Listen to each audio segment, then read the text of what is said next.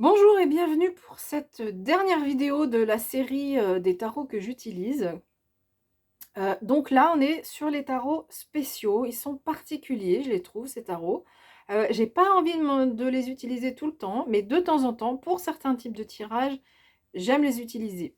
Le dernier tarot, en fait, celui-là, je l'ai encore jamais utilisé, mais je sais déjà qu'il sera un spécial. Je vous expliquerai pourquoi.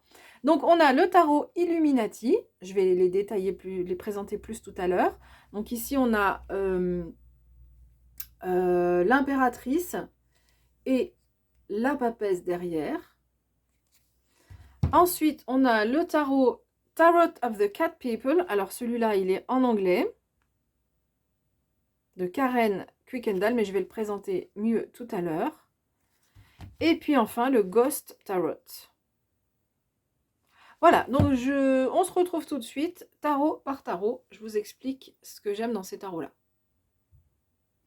Voilà, donc on commence avec le tarot Illuminati de Eric Sédune. Et donc, il est chez Los Scarabeo.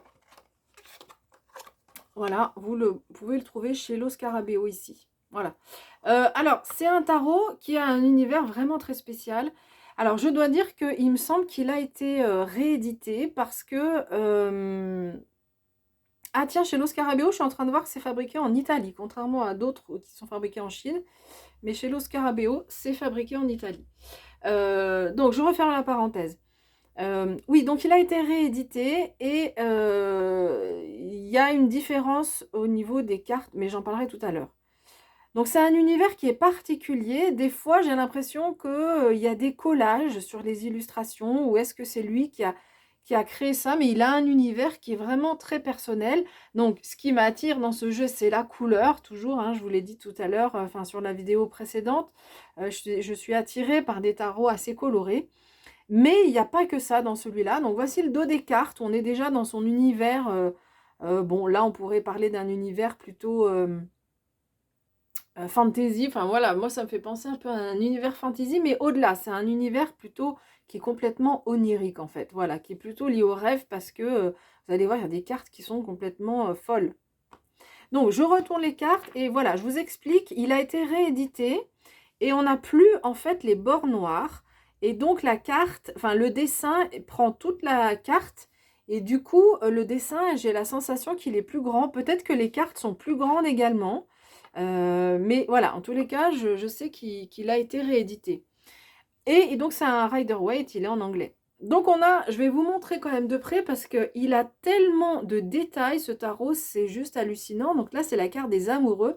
Donc, vous voyez, hein, il y a énormément de détails. On est peut-être dans le jardin d'Éden, avec ici un arbre qui est bien fleuri. Et puis ici, de l'autre côté, bah, un arbre qui semble en feu, avec ce troisième personnage qu'on a tout le temps, un personnage ailé ici, mais qu'on a tout le temps sur la carte de l'amoureux.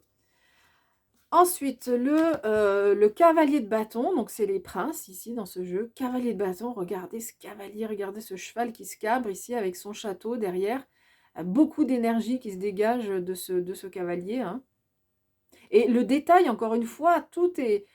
Enfin, ces cartes mériteraient d'être sur un A4, tellement on a de détails, je trouve. Alors, on ne pourrait pas s'en servir pour les tarots, il faudrait beaucoup de place. Mais énormément de détails sur le costume du cheval, sur les bottes du cavalier, ici, sur son habit également. Voilà, énormément de détails. La papesse, que je trouve très, très, très belle, avec cette magnifique robe immense. On ne sait pas trop ce qu'elle a sur la tête, hein, donc là ça tombe de ses bras, est-ce que ce sont aussi des ailes, mais là regardez sur sa tête cette coiffe qu'elle porte, ou qui est derrière elle, on ne sait pas trop, mais voilà, vous voyez c'est complètement onirique, féerique, enfin voilà, c'est ce qu'on pourrait avoir ça dans des rêves, quoi, évidemment c'est pas du tout en lien avec le réel. Donc je vous ai montré les as, je les trouve très beaux les as, beaucoup d'énergie, donc cet as de bâton, l'as de denier, avec cette main ici qui offre ce denier. Mais là encore, on voit, même encore maintenant, c'est un tarot que j'ai depuis longtemps, mais même encore maintenant, je vois encore des détails différents. Là, dans les décors derrière. L'as d'épée, Voilà, très, très belles énergies. Regardez ce cavalier d'épée. Alors là, vaut mieux pas être en face de celui-là parce que entre l'énergie du cheval qui est lancée au galop et son épée, et il dirige visiblement une armée. Si on regarde derrière, mais encore une fois, les détails sont vraiment très profonds là. Enfin, sont en arrière-plan de la carte. Le pape qui est spécial aussi, encore une fois, c'est un pape, si on regarde son visage, il fait un peu peur même presque, hein. Mais voilà, ça donne une énergie au jeu qui est différente. Tempérance, qui est voilà, complètement ouf cette carte. C'est plutôt un homme d'ailleurs. Souvent, c'est une femme qui est représentée, mais là, c'est plutôt un homme aux cheveux longs. Donc voilà, il est tempéré, on va dire, de ce côté-là aussi, avec ses magnifiques ailes. Le 5 de bâton, donc je l'ai montré celui-ci par rapport à la couleur, on retrouve souvent un univers Moyen-Orient ou Asie sur plusieurs cartes. Là j'ai pas, ça s'est pas vu sur les cartes que j'ai sorties, mais on le trouve souvent. Et regardez ce roi d'épée là, c'est pas rigolo celui-là non plus, hein. Il est imposant. Donc voilà la présentation, enfin quelques cartes, hein, c'est pas une revue, c'est vraiment pour vous expliquer, montrer un peu son univers et vous expliquer ce qui me plaît dans ce tarot-là. Allez, on continue avec le deuxième. Donc le deuxième, c'est Tarot of the Cat People, donc il est en anglais, mais bon après c'est pas grave si vous avez l'habitude de la terminologie, peu importe. Donc il y a un petit livret dans l'Illuminati aussi, il y a un petit livret dans quasiment tous les jeux qui sont sous ce format-là, dans une boîte en carton, il y a un petit livret où les cartes sont expliquées, mais bon voilà, c'est assez rapide. Donc il est chez US Games, et donc il est réalisé par Karen Kuykendall, donc celle qui a fait les dessins. Donc déjà sur la boîte, voilà, on voit cet univers, c'est vraiment, vraiment très spécial. Comme univers, c'est psychédélique. Moi, je l'appelle comme ça. Quand je vois ces chats-là, je le trouve, voilà, c'est un tarot que je trouve psychédélique, ambiance années 70, et un univers qui est très, très personnel. Et c'est pareil, c'est un tarot que j'adore, mais j'ai pas envie de l'utiliser tout le temps. Pour ça, selon les moments, voilà, je sens qu'il a des messages à donner, mais pas tout le temps. Donc, il fait partie des tarots, de mes tarots spéciaux. Voilà. Donc, je vous montre, on retrouve quand même des couleurs dans ce jeu, même s'il est beaucoup moins coloré que les précédents. Mais c'est surtout, et donc ce qui m'a attiré dans ce jeu, c'est que c'est l'univers des chats, parce que c'est le peuple des chats, hein, c'est le peuple qui vit avec les chats, pour les chats. Voilà, les chats sont omniprésents sur ce tarot. Donc, il s'appelle tarot du peuple des chats. Voilà.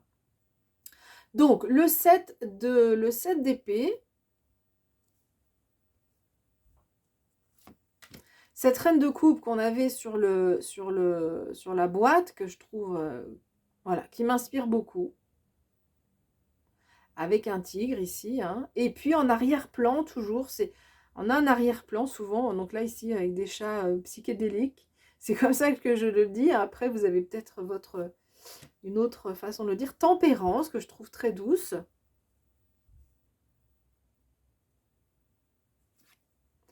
Le 6 d'épée, parce que il y a un peu plus de couleurs sur cette carte, donc, mais c'est une carte qui dit bien, voilà, on part à l'aventure, hein, le personnage a pris son bagage, et on retrouve, alors j'ai dit on retrouve des chats, en fait on retrouve toujours des félins, parce que c'est pas toujours des chats, parfois. Donc cette lune, donc ils ont choisi de mettre un personnage, c'est assez rare, et c'est qu'il y a un personnage sur la carte de la lune, mais là ils ont choisi donc de personnifier la lune, donc on l'a en arrière-plan, mais par cette femme. Le 3 de denier, et donc les chats, enfin les félins sont toujours mis en scène, hein. La reine de denier, magnifique, je la trouve très très belle. Avec sa panthère, ouais, une panthère je pense. L'empereur, très beau aussi. J'aime beaucoup les costumes de ces personnages, très drapés, très... avec des dessins sur chaque costume qui sont particuliers. Le 9 de bâton. Donc j'ai montré cette carte, c'est pas une carte très joyeuse, mais c'est pour montrer aussi, pour montrer l'univers. La reine de bâton, donc vous voyez, c'est pas du tout la même reine de bâton qu'on avait sur la vidéo. Si vous avez regardé la vidéo précédente dans le Tarot of the Golden Wheel, c'est une reine qui est complètement différente. Avec, pour moi, c'est un lynx qui est ici. Et le cavalier de bâton magnifique qui chevauche, pareil, on peut dire peut-être un lynx. Voilà. Voilà l'univers de ce jeu. On voit que c'est particulier. Voilà, c'est un univers particulier. Et parfois, je suis appelée par ce jeu. On passe tout de suite au dernier tarot que je voulais vous présenter. Et voici donc le dernier tarot que je voulais vous présenter. C'est le Ghost Tarot. Donc, il porte bien son nom parce que c'est un tarot dans lequel on n'a quasiment que des fantômes. Donc, c'est un Rider-Waite, hein, c'est pas un Marseille, donc toutes les cartes sont illustrées. Et donc, on le trouve chez Los Scarabeo également, hein, ici. Donc, il est facile à trouver. Alors, pourquoi j'ai voulu l'acheter, celui-ci? Alors, c'est pas pour les couleurs, parce que vous verrez qu'il y a très peu de couleurs. Bah, évidemment, on est dans le domaine des fantômes. Mais en fait, l'auteur, c'est Davide Corsi. Et en fait, c'est lui qui a illustré le Ferry le Normand, ou le Normand des Fées. Je crois qu'il existe en français, mais c'est lui qui a fait l'illustration. Et j'avais envie de retrouver son univers. Alors, il est complètement différent. On ne retrouve pas cet univers féerique qu'on a dans le Normand, là, moi, qui me parle beaucoup, que j'aime beaucoup. Non, les illustrations sont plus sobres, beaucoup plus sobres. Mais j'avais besoin, je sais pas, j'avais envie de l'acheter. Alors, vous comprenez bien que c'est un tarot qu'on ne peut pas utiliser dans toutes les circonstances. C'est un tarot que, comme je l'ai dit, je ne l'ai encore pas utilisé, je ne l'ai encore même pas purifié. Donc, il faudra que je le fasse avant de l'utiliser. Mais je sens que c'est un tarot qu'il va falloir, en regardant là les cartes, en sélectionnant, je sens qu'il y a des messages qui sont très profonds et qui viennent des défunts, quoi. Clairement, voilà, les messages, on a des messages qui viennent de nos défunts ou des défunts avec ce tarot. Et donc, oui, c'est un tarot spécial parce que je ne l'utiliserai pas au quotidien, ça c'est sûr. Et il sera là présent dans certaines de mes vidéos, mais pas dans toutes. Donc, ici, donc on a donc en fait, on a le numéro des cartes des arcanes majeures, mais il n'y a pas le nom, il n'y a pas de nom. Donc ici, c'est la force. Et donc, en fait, dans le jeu, on va retrouver des fantômes et des personnages réels, quoi. Et vraiment, les cartes, c'est un jeu qui apporte des significations complémentaires assez profondes. Et c'est pour ça que j'ai encore besoin de le regarder, quoi. Ici, c'est la justice, donc c'est un fantôme. Ensuite, donc quasiment sur toutes les cartes, on a des fantômes. Le pape,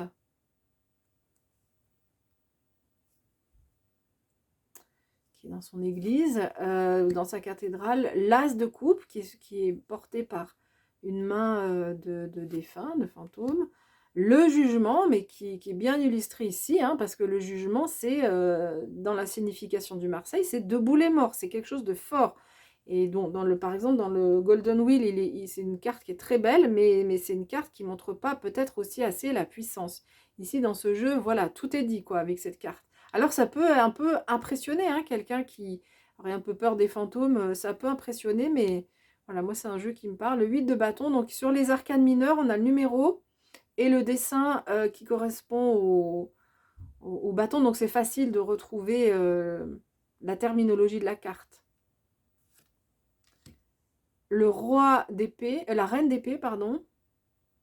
On voit qu'elle rigole pas, hein. L'ermite. Le mat, ou le fou, qui est une représentation assez classique.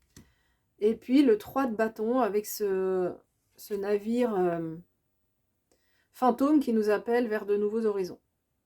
Enfin, qui appelle le personnage là vers de nouveaux horizons.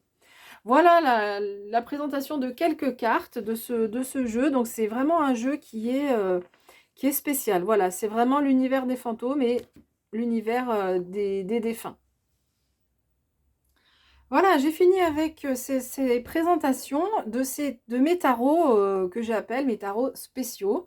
Je voulais dire que j'ai fait cette vidéo, enfin ces séries de vidéos, enfin cette série de 3 vidéos. Je n'ai aucun retour sur investissement. Je fais pas du tout, c'est pas du tout de la publicité. C'est vraiment, j'avais envie de partager avec vous. Parce que moi, c'est aussi comme ça que j'ai appris, hein, par le partage des autres. Donc, j'avais envie de partager avec vous des tarots qui me plaisent. Et voilà, si après vous, ils vous plaisent, et ben, tant mieux, vous pourrez les acquérir. Et s'ils vous plaisent pas, et ben, vous les prenez pas. Enfin, voilà. Mais voilà, je voulais dire, c'est pas du tout de la publicité, j'ai aucun lien commerciaux avec aucun de tous les éditeurs, tous les tarots que je vous ai présentés. Voilà. Voilà, mais écoutez, si ça vous a plu tout ça, bah, vous laissez un like, hein, comme d'habitude. C'est important, ça montre c'est une façon de me soutenir, hein, de soutenir le travail que je vous propose. Si vous avez des questions, n'hésitez pas dans les commentaires, j'y répondrai avec plaisir sur où se les procurer ou des questions supplémentaires. Si vous avez envie de voir d'autres cartes, je peux carrément faire une review complète des jeux, mais en général, dans tous ceux que j'ai présentés, je pense qu'elles existent déjà, les revues. Peut-être sauf celui-là, le tarot de la foi enchantée, qui était dans la vidéo numéro 2. Mais bon, voilà, je peux faire, si vous souhaitez une revue, je peux faire en vous montrant toutes les cartes. Voilà, et bien écoutez, prenez bien soin de vous, et je vous dis à bientôt.